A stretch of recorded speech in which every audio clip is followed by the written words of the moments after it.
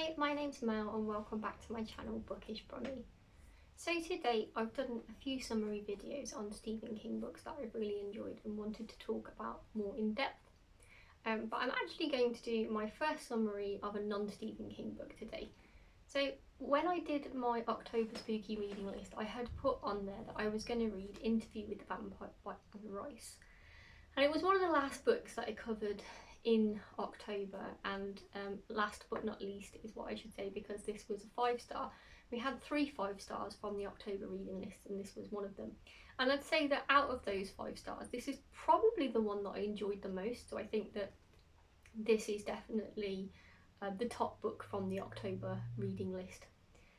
Now, this is the first book in a series of 13 books, which I've obviously not yet read because I've only just read this one. But this was so good, and I've already purchased Vampire Lestat, which is the second one, which I intend to read very soon.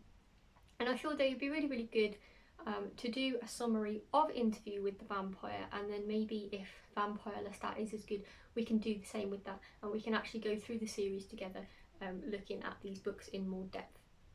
And one of the other things that I thought would be quite good with Interview with the Vampire is that there was a film made in the 90s, which I have watched a couple of times before I read the book.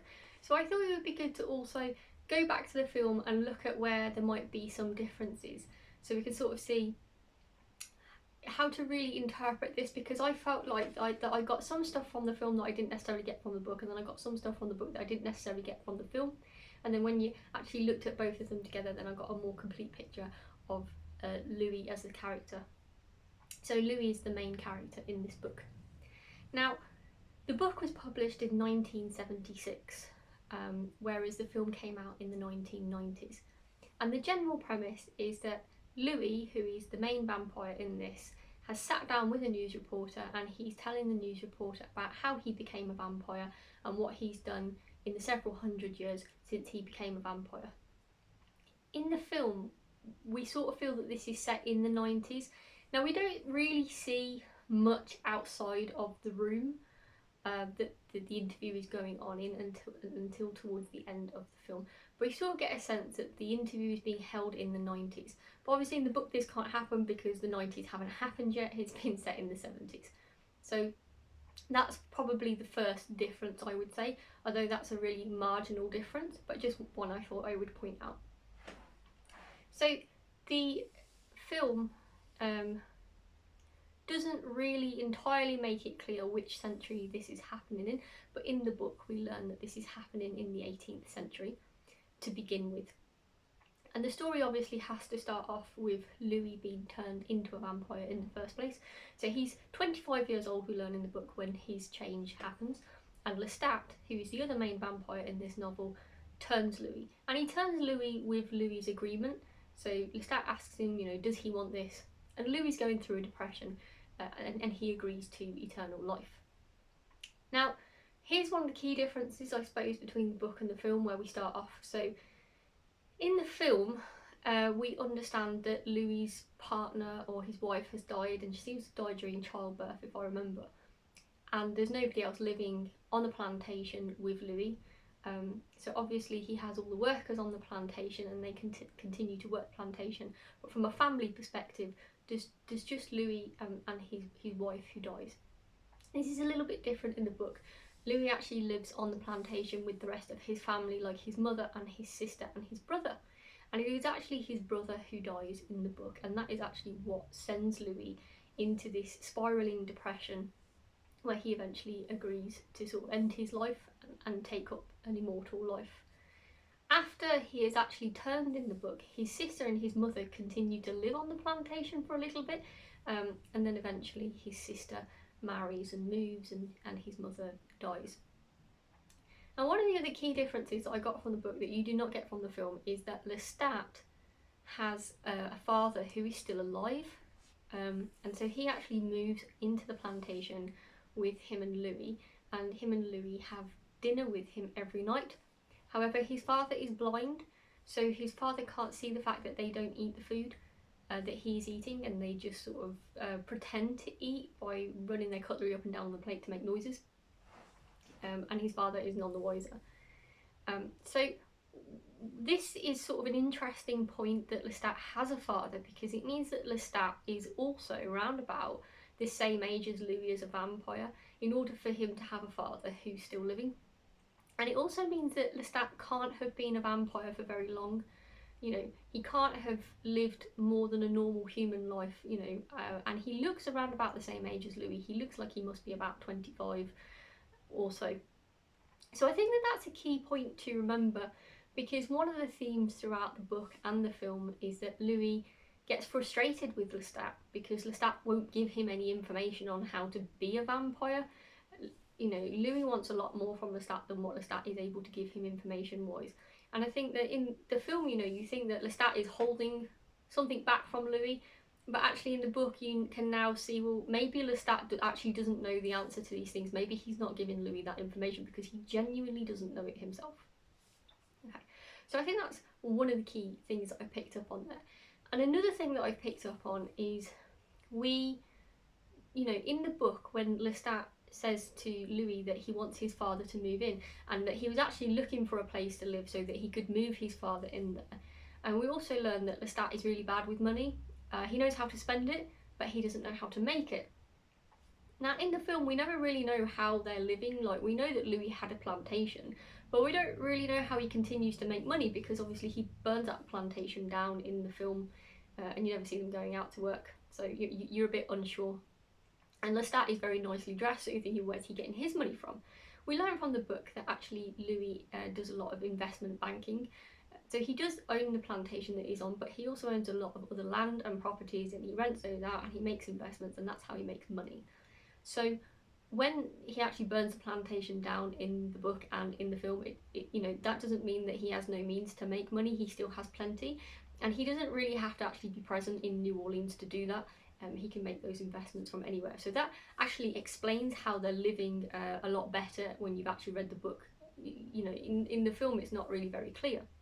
But also in the book, Lestat talks about how he actually sought Louis out on purpose. He was looking for a rich landowner with property who could keep Lestat in the way that he wanted to be kept, rich, well dressed. You know, he wanted to have people to wait on him, and he wanted, you know, he just wanted the look. He wanted people to think that he was a someone, and he also wanted somewhere for his father to live, and you know, Louis fit the bill perfectly.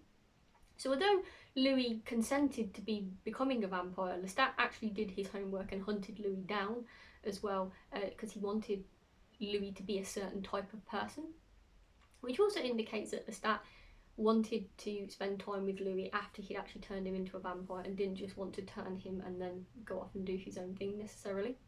He needed Louis to a certain extent to keep him in the life that he wanted to lead.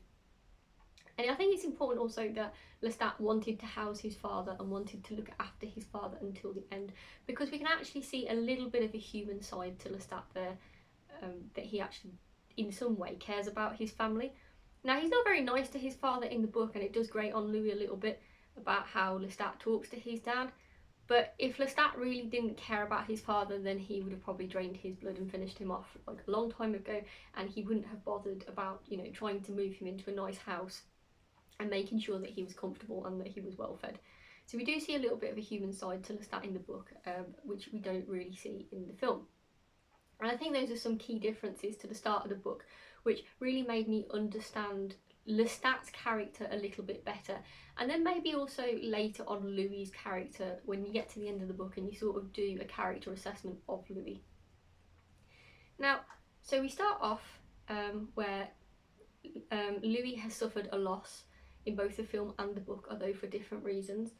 He consents to Lestat turning him into a vampire, and then, you know, he actually becomes a vampire, and he has to deal with the awful realisation that in order for him to survive, he needs to actually kill other humans and take their blood, and this is just something that he cannot reconcile with, and this is the same in the book and the film, and he goes for quite a few years struggling to come to terms with that, and is eating rats or animals, which Lestat makes fun of him for. You know, Lestat is like, you know, you are meant to be a predator, you are meant to eat people, you know, you can't go on for centuries just eating rats. Eating rats is, well, drinking their blood is like a stopgap before you get a human being, you know. And Lestat always seems really satisfied after he's gone out on his hunt, and in this sense he's a much happier, or appears to be much happier than Louis. Whereas Louis just can't really satisfy that hunger properly because he's just going out and eating rodents. But he also is very critical of himself. He's critical for having allowed Lestat let him become a vampire. He's critical of them. He's trying to understand if they are evil and sort of the place of God and the devil, I suppose, in this whole arrangement. Because prior to agreeing to become immortal, you know, he'd come from a religious background where good and bad, good and evil existed, and God and the devil existed. So he's sort of wondering, you know, am I now going in hell? Am I in hell already, or am I going to hell? And he has these massive philosophical questions that he's trying to ask, and he keeps trying to ask Lestat, and Lestat he can't answer them, but he also doesn't really want to. I don't think Lestat wants to consider his mortality in that way, you know, and he gets a bit annoyed at Louis almost trying to drag him down and the situation down for like asking this. But Louis can't help himself, and Louis, his level of depression hasn't really changed, to be honest. He was like depressed before he became a vampire, and then he continues on this, you know, obsessive, morbid, depressive train of thought even after he becomes a vampire. Now, he now realises that he doesn't really like Lestat either, and this sort of happens again in the film and the book. He, you know, he wants something more, but he kind of loses his fight with his willpower one night, and he discovers Claudia, and Claudia is in a really, really poor part of the city, and her mother has died from, we think it's the plague, potentially, from the fact that there's like crosses drawn on a lot of the doors, but either way her mother is absolutely dead as a doornail. There's no waking her up, and Claudia hasn't realised, and she's hanging on to her mother even though her mother's day's dead, you know, asking her to wake up. And Louis comes in and she says, you know, will you wake my mother up? And Louis feels sorry for her, but then he also gives in to his urges and starts to drink her blood, but he really doesn't want to kill her, so he leaves her. While he's in this transaction, Lestat actually finds him and realises what he's done, that he's actually had his first bite of a human, if you like, of, you know, that he's just gone out and done that and that he's lost control of himself. So Lestat is very manipulative towards Louis. Lestat's feelings towards Louis are far more obvious, I think, in the book and the film, in that he wants to be around Louis, he loves Louis, although it's absolutely bordering on obsession. It's not like a nice love, it's a very manipulative love. He goes hot cold really quickly. He wants he wants Louis to give him exactly what he wants. You know, he wants to be kept well, he wants to look good, and he also wants decent company from Louis. And you know, he's thinking about how he can keep Louis with him, because he realises that Louis is about to leave him. So he goes back and he gets Claudia, and he turns Claudia into a vampire too, which is absolutely diabolical because Claudia is a child. So Lestat is certainly a very diabolical character in this. You know, if you were sort of looking into it, it's like Louis is the good one and Lestat is the evil one, but it's really not that simple, and you sort of see it's not that simple as the book goes on. So he presents Claudia to Louis, you know, and Louis realises that, you know, he has to stay now because Claudia needs looking after. Now this is where we get to another key difference between the book and the film. In the film, Claudia, who is played by Kirsten Dunst, looks to be between 10 to 12 years old. So she's a little bit capable, but she's still, you know, she can't be left on her own for the rest of her life because society would never allow it, because from, you know, the outside she looks like a child, and at the start she is a child. So she's very dependent on them to look after her and teach her how to feed and, you know, provide for her. In the book, it's a little bit worse because Claudia is actually only 5 years old. So she's barely out of being a toddler. So she's really reliant on Louis and Lestat to look after her. And this age gap, I think in the film that they changed this because the sort of idea about the love that Louis has towards Claudia would be seen as even more disturbing, I think, if they hadn't cast her as 5 years old in the film. And I think also asking a 5-year-old actor to play the kind of character that Claudia is playing would have been a bit much for the film. But actually in the book, yeah, she's 5 years old. So, you know, they start off where they're, you know, it's quite paternal love. You've got Lestat and Louis, who are the two dads, if you like, and Claudia is the child, and it's now their job to raise her to be a vampire who will always look like a child, but mentally she's not going to be. And this becomes obvious in the book and the film again, as she becomes quite distressed when she becomes aware of her situation. So on the outside, she looks 5 years old, she's just a child. But as the decades pass, she is maturing, and mentally she is the age of an adult, you know, and in the end she's the age of an elderly woman. She has had many years of experience, you know, so whilst her body can't age while she's in this immortal state, her mind can. And, you know, she starts to ask questions about love, relationships, how her body should change, her sexuality and all these things, which they're very uncomfortable conversations to imagine coming out of a 5-year-old's mouth. But this is where you really have to think about this, because physically she looks like a 5-year-old, but mentally she is not a 5-year-old. And it's as she's probably going through what you would class as the puberty stage. You see in the film and actually in the book, she starts getting really irate with Lestat. She decides that she doesn't like him. She also wants answers off him about, you know, why they are the way they are and how do they fit into the world. And again, Lestat can't give her the answer, or doesn't want to give her the answer, you know, and he sort of is exasperated with her in the same way that he is with Louis, but he doesn't love Claudia in the same way that he loves Louis. And this sort of becomes really apparent to me, especially in the book. So he, as I say, used Claudia as a tool to manipulate Louis to stay with him in the first place. And I think at the start it was okay because, you know, they had their little nuclear family, if you like, with, you know, the three of them. But as Claudia gets older and she starts questioning, and she, you know, the bounds of their love change, I think. And she is no longer wants to be seen as dependent on Lestat, and she actually realises that Louis is better anyway, in the fact that she has better conversations with Louis. She prefers the way that Louis talks to her, and she has more trust for Louis. It's clear she trusts Louis where she doesn't really trust Lestat.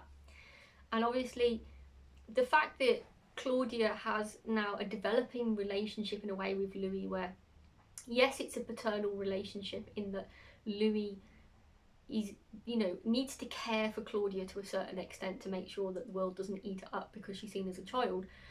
He, you know, in the book you really get a sense of the fact that that love is changing to more of a spousal love between Claudia and Louis, with the time that they spend together and the things that they go through, you know. In the book it never goes over the line sexually for anything to happen, and neither does it in the film. And I think that that's a good thing, because I don't think that I could have necessarily coped with that. But the fact that, you know, you know, so the physical intimacy that happens between Louis and Claudia in the book, they kiss each other a lot more, although it's not really a sexual on the lips kiss. It's more of a affectionate kisses that they give to each other. But it's possibly more than you would with a child, and this is where you can sort of see that different kind of love growing between Louis and Claudia. And this just doesn't exist between Claudia and Lestat, and you can now begin to see why Lestat actually starts to become jealous of the love, I think, between Claudia and Louis. And this is played out in the film, you know, he's like exasperated by her. But also we can see that Claudia has changed her love for Louis, and she's like aware of this. And I think it becomes obvious to me in the book and the film that Louis is quite dozy, I think would be the best word for it. And he almost doesn't see that Claudia and Lestat are fighting over him. Like, he has become the main point in their love triangle, that the two of them want his affection, they want his attention, and they kind of see the other one as getting in the way of that at this point. Now Claudia, in the same way as in the book, she does this in the film as well. She obviously tries to kill Lestat. Now Louis kind of knew that she was planning this. He didn't want it to happen, and he was not really able to stop it at the time that it was happening. But she wants him gone. After this first attempt on Lestat's life, Lestat disappears for a bit, but Louis does not forsake Claudia, and we kind of don't really know if that's because he loves her too much that he can't give her up, but you know, he could have given Lestat up because he was going to leave Lestat, or if it's out of a sense of duty that he has to look after her because she is only a child. She's either 5 or 10, depending on which media you're sort of consuming this story through. And he is quite duty bound, and so he doesn't leave her. He continues to be with her, although he does in the book and in the film make it clear to her that he's not happy with what she's done. But they continue with their life. Now this is where it changes slightly again between the book and the film. In the book, Lestat comes back just as they are planning to leave New Orleans and go to Europe and search for other vampires. He comes back and he attacks Claudia, and again they kill him, or attempt to kill him, unsuccessfully. In the book, Lestat returns with another vampire. So in the time that he has been away from Claudia and Louis and he's trying to put himself back together, he's actually changed another man into a vampire that he's like a younger man that he's spending time with. So he's not totally alone, but he does want his revenge on Claudia, and he would prefer to have Louis back. So we don't see that other vampire in the film. But I think that it's important later on because it sort of says something, you know, about Lestat not really wanting to be alone forever. So he does go and change other vampires. Louis is not the only vampire, and then Claudia is not the only vampire. Like, the two of them are not the only two that he has ever changed. And that's not why they have that special bond, because he does in fact bite other men and turn them into vampires as well during this. So then, you know, in the film and in the book, Claudia and Louis go off on a voyage to Europe, and they want to go and search for other vampires. They want answers as to, you know, where they came from initially, where Lestat came from really as well. I think they want to know because he's never told them that. And they're convinced that they're going to find the answers in Europe. Now here we take a diversion again in the book, because in the book they actually go to Transylvania in Romania, and they find vampires in Romania, but those vampires are not the sort of cultured vampire type that Lestat is. The vampire is more of a savage who's living outside in a monastery type place, graveyard, and sort of attacks them like he's a zombie, and they're just absolutely horrified. And Louis ends up killing that vampire because it's trying to attack him and Claudia. So they get out of Eastern Europe pretty quickly, and then they decide to head to Paris and see what they can find there. Now this whole scene doesn't happen in the film, it does happen in the book, but I actually think it's a really, really good sort of side journey that they go on in the book. I sort of enjoyed it because you know, you do think in the film really, why did you not go to Eastern Europe, because obviously the tales of vampires in Eastern Europe are, you know, quite famous really. So it did seem odd to me that they didn't go there, but actually they do go there in the book. And I think it's interesting that there was like a different type of vampire there, a sort of unrefined vampire, because again I think that it's useful information to know later when you're sort of talking about Lestat at the end of all of this. So we'll get into that, but it's really about change and the fact that it's hard for vampires to change. So they go to Paris, and in both the book and the film then they stumble on Armand. Now I kind of believe that Armand is the person who changed Lestat, but I don't think that that is explicitly said in the film or the book. They go to the Theatre de Vampire in both the film and the book, and they watch a show, and they're pretty horrified by it in both. And the vampires at the Theatre de Vampire, apart from Armand, are fairly threatening towards Claudia and Louis a little bit. They know that they've done something to Lestat, and they tell them that this is illegal in their culture, and that essentially if you kill another vampire then you should be killed. Nobody mentions about the vampire that they killed in Romania. They don't seem to know about that, and I'm not sure what they would think of that, but they definitely count Lestat as one of their kind, which is why I feel that Lestat might have been turned by Armand or somebody in that vampire nest in the Theatre de Vampire, that they know about it because maybe they can feel it. And here we take a bit of a change again between the book and the film. So in the book, Lestat actually turns up in Paris because he wants revenge on Claudia. So, you know, they lock Louis in a coffin and they brick him into a wall while they take Claudia off and expose her to some sunlight and, you know, burn her to death.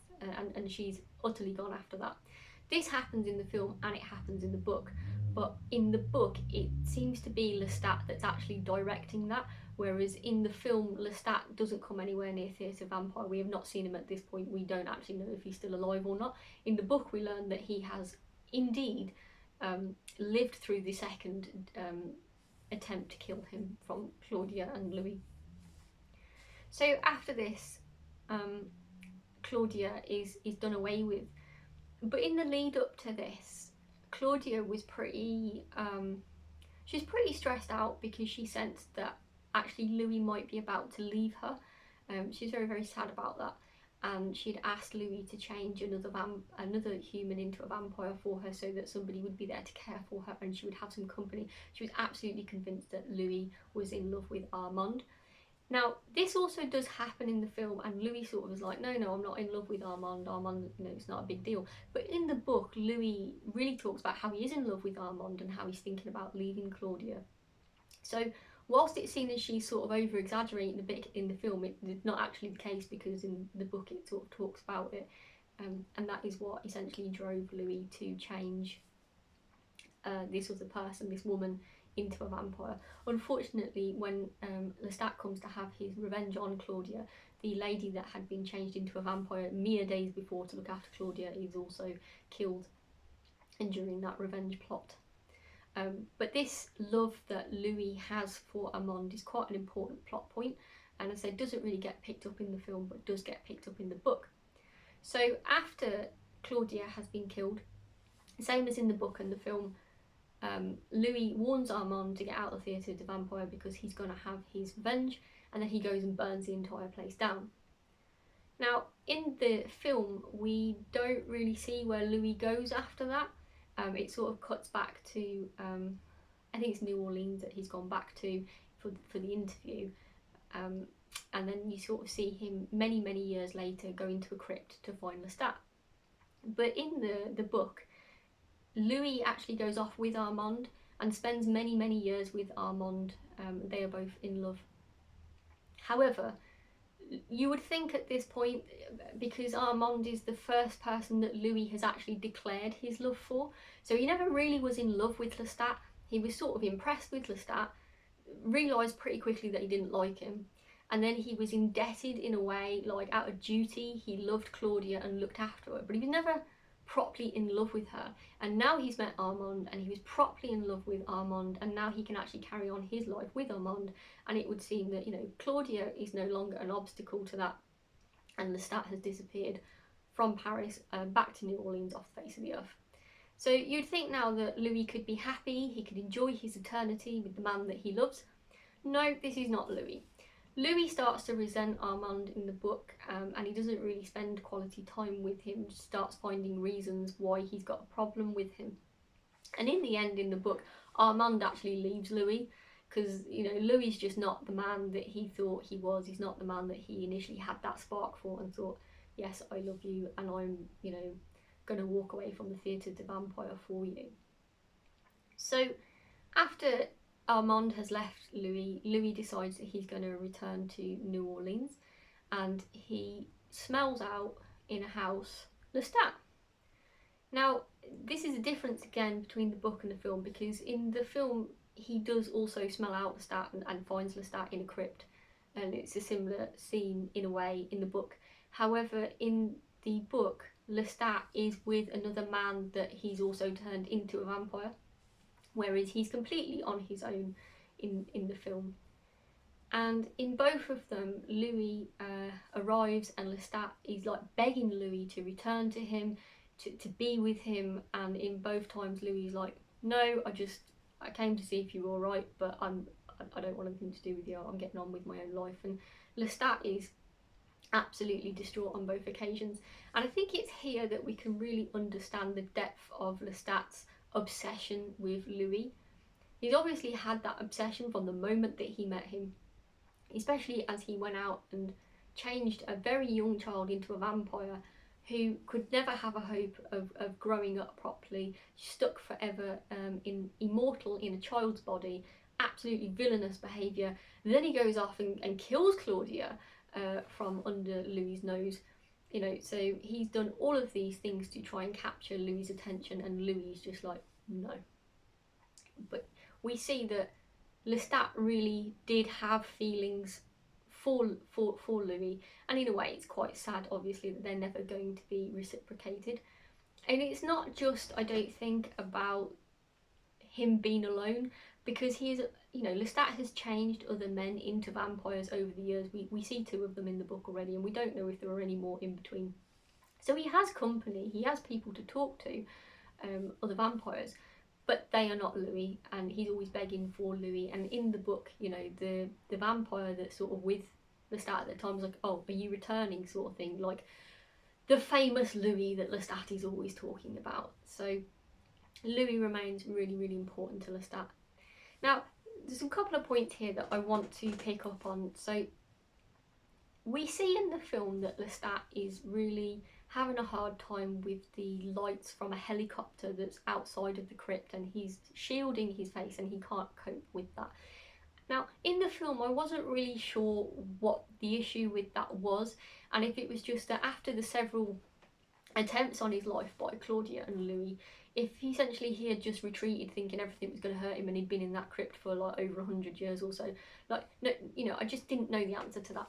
And that's not actually the case. Like in the book, I learned that Louis finds out from Armand one of the ways that vampires end up dying is because they can't cope with change. And essentially, if you are to live for centuries and centuries, can you cope with that change? And it's not something I ever really thought about in the film, but it's something that you're made to think about in the book. Now, both Louis and Lestat, we understand, were a similar age when they were turned, around about 25, and they were both turned in the 18th century. And essentially what we see here is Lestat is struggling to adjust to the world as the, you know, it's changed, the clothing's changed, the culture's changed, you know, the way that you would travel has changed, passport control has changed, technology has changed, the world has got much louder and noisier, and this is just not something that Lestat can deal with. And maybe he would have dealt with it a bit better if Louis had been by his side through all this time. Like, we never really know the answer to that. Louis seems to have dealt with it quite well. He's quite sure of himself and just doesn't bother him to the extent that it bothers Lestat. But Lestat has basically, you know, shut himself in, and he's now living off rats. He's not going out and killing humans. He's now living off rats because he's too scared to go outside in both the book and the film. So we understand that essentially, you know, Lestat will probably orchestrate his own demise accidentally because he will just not eat well enough, and, you know, rats will probably stop coming there at some point if he eats them all, and he won't, you know, be able to go outside and get his needs met in the way that he needs in order to live forever.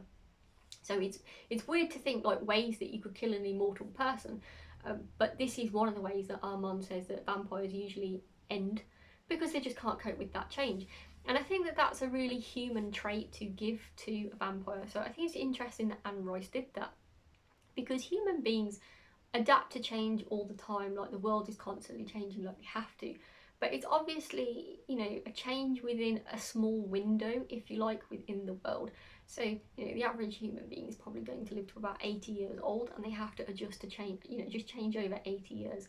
And for the most part, that's just not going to be as drastic as, say, the change from, you know, going from the 18th century, where they didn't even have proper streets, and there weren't proper toilets, and, you know, there were slave plantations at that time, and, you know, then getting to the 20th century where this book is set, and, you know, like slavery is obviously being abolished, and you know, technology is meaning that there's like, you know, cars on the road, there's things flying in the air, absolutely massive dramatic changes that you can imagine that Lestat is actually having to deal with.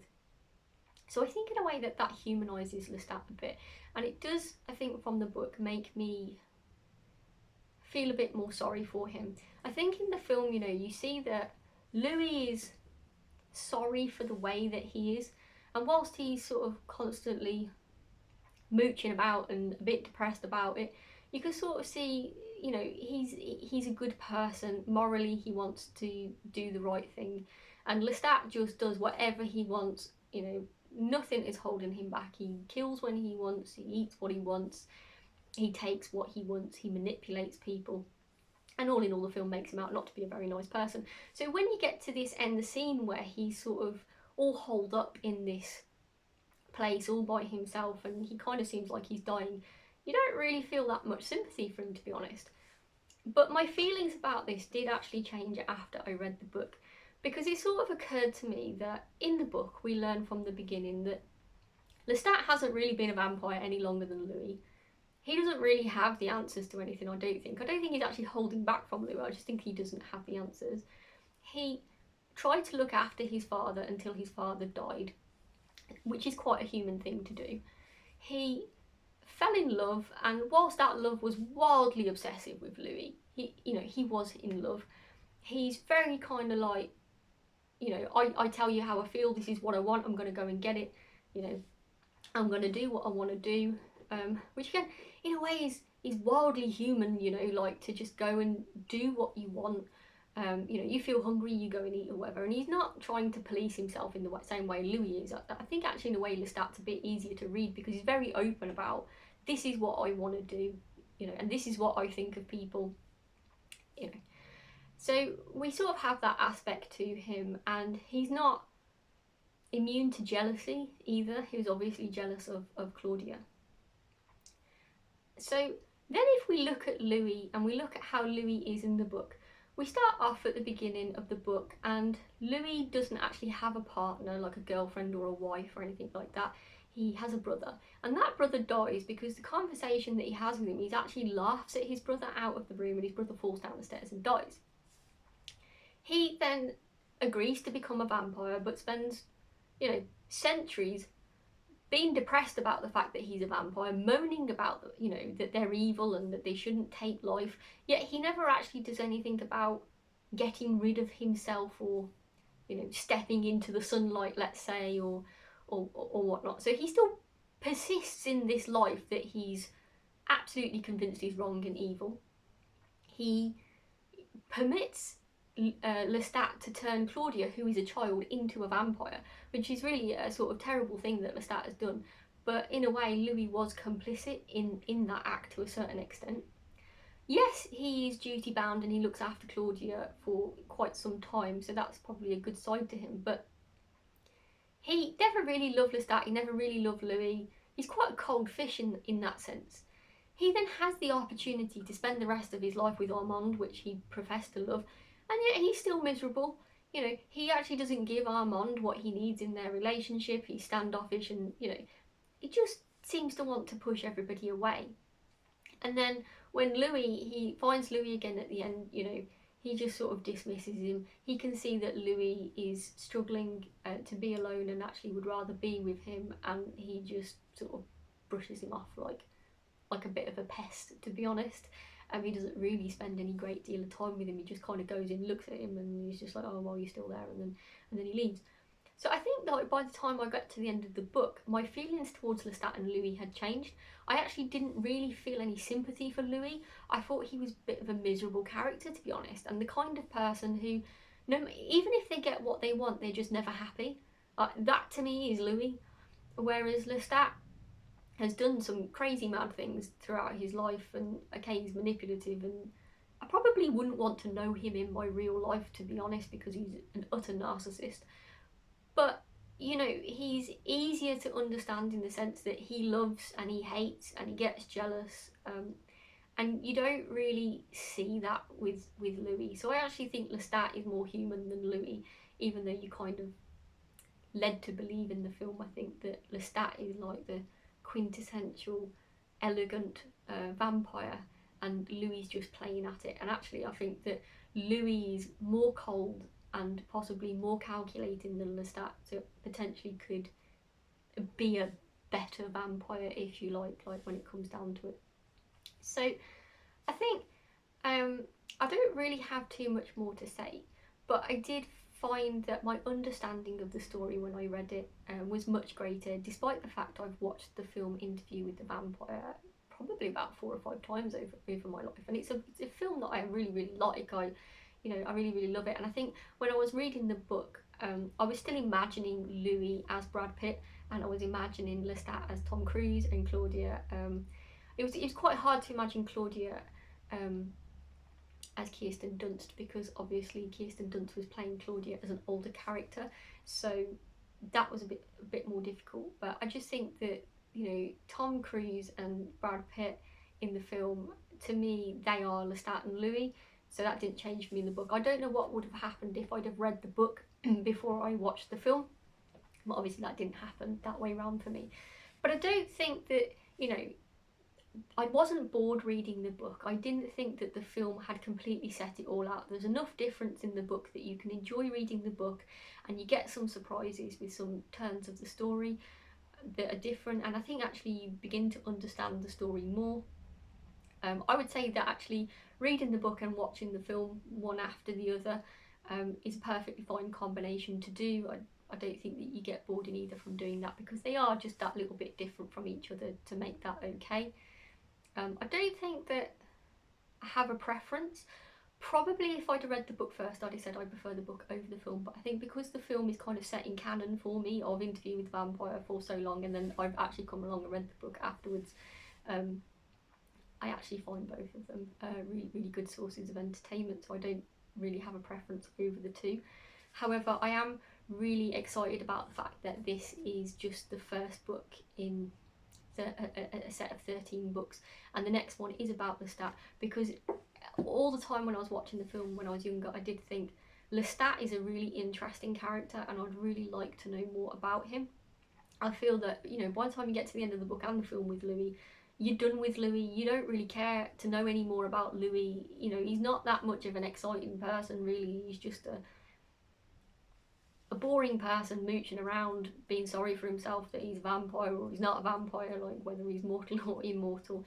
Whereas there's a lot more fire to Lestat, there's a lot more going on, and I'd really like to know about his history. So I'm really looking forward to reading Vampire Lestat, which is the next one in this series, and I have it on good authority from Waterstones here in the UK that that's an amazing book, because it's one of their chosen ones. I found out when I went to the Waterstones store in London Piccadilly. They really rated that book, so I'm looking forward to it. So when I've read that book, I'll probably go and do the same kind of summary video. Obviously I won't have a film to compare it to, but I will be able to look back into the first book and actually see how that Lestat character has developed compared to what we know in the book. So let me know if you've enjoyed this video, and let me know if there's if you agree with any of the points that I've made, or you disagree with any of the points that I've made, or if there's anything else that you think is worth talking about in this book that I've not covered. I've really enjoyed talking about this book with you this evening, so thanks for listening, and I'll speak to you soon. Bye!